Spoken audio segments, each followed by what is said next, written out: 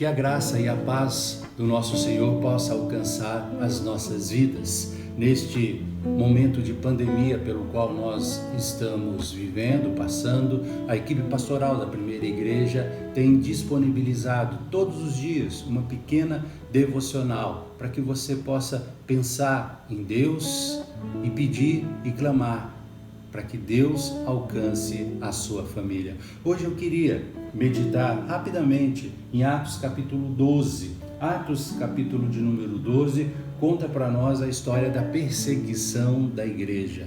Fala para nós a respeito do milagre de Deus, a respeito do impossível de Deus. O capítulo de número 12 começa dizendo assim: por aquele tempo mandou o rei Herodes prender alguns da igreja para os maltratar, fazendo passar a fio da espada Tiago, irmão de João. Vendo ser isso agradável aos judeus, prosseguiu, prendendo também a Pedro. Era o dia dos pães asmos. Tendo-o feito prender, lançou-o no cárcere, entregando-o a 4 escoltas de 4 soldados cada uma, para o guardarem, tencionando apresentá-lo ao povo depois da Páscoa. Pedro, pois, estava guardado no cárcere, mas havia oração incessante de Deus por parte da igreja a favor dele. O texto nos diz que Herodes mandou prender muitos cristãos daquela época, entre eles Pedro e Tiago. E o texto diz que a igreja estava orando intensamente para que Deus realizasse milagres e impossíveis. Eu sei que certamente, diante desse caos que nós estamos vivendo, presenciando, você também, enquanto igreja, enquanto servo de Deus, tem dobrado os seus joelhos e tem orado, pedindo por parte de Deus um milagre, uma intervenção. Certamente você tem chorado durante as noites, buscado o conforto e o consolo de Deus. Eu sei que diante das incertezas da vida, diante da certeza da dificuldade financeira, você também tem buscado a Deus para que Deus te abençoe e te dê condição de ter uma vida confortável.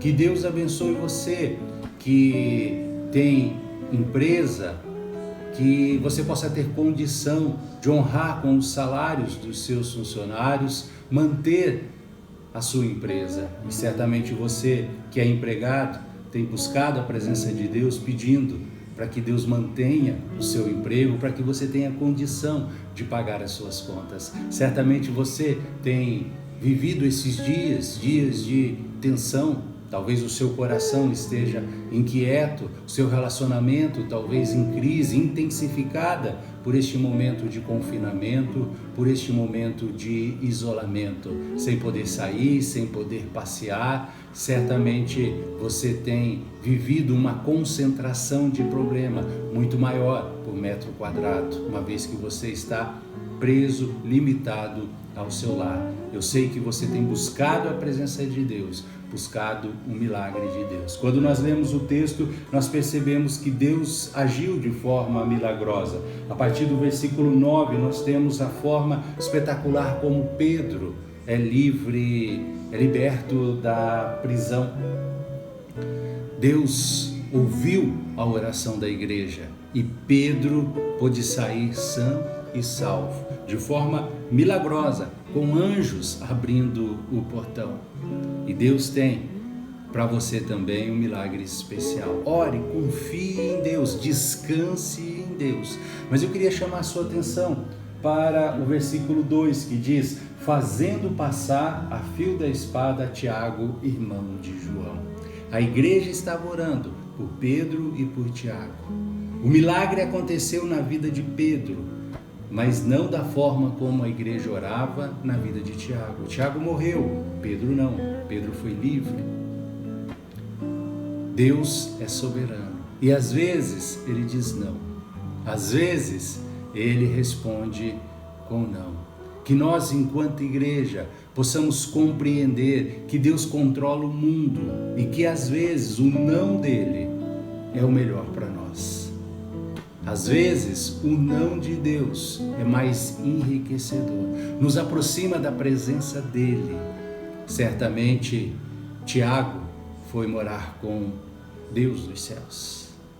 Certamente Tiago pôde descansar de todas as tribulações deste mundo. A igreja avançou, foi encorajada com a morte de Tiago. Pedro saiu livre da prisão. A igreja foi encorajada também pela resposta de Deus que libertou o seu líder. O que eu estou dizendo para você é que Deus responde com sim, Deus responde com não. Deus continua sendo Deus, o Deus soberano. E eu preciso compreender que Deus tem o melhor para mim, ainda que seja um não.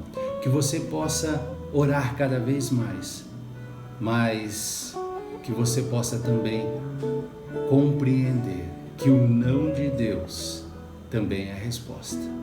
Nada de revolta, mas que você possa descansar sabendo que Deus controla a história e o não dele certamente será o melhor no futuro para você.